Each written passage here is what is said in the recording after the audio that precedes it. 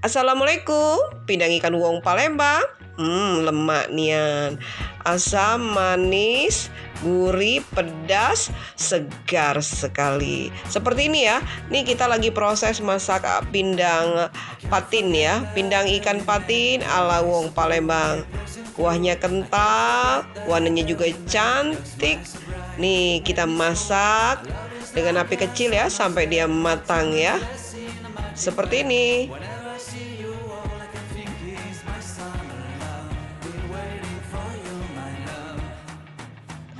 Setelah itu ya, kita tambahkan pelengkapnya.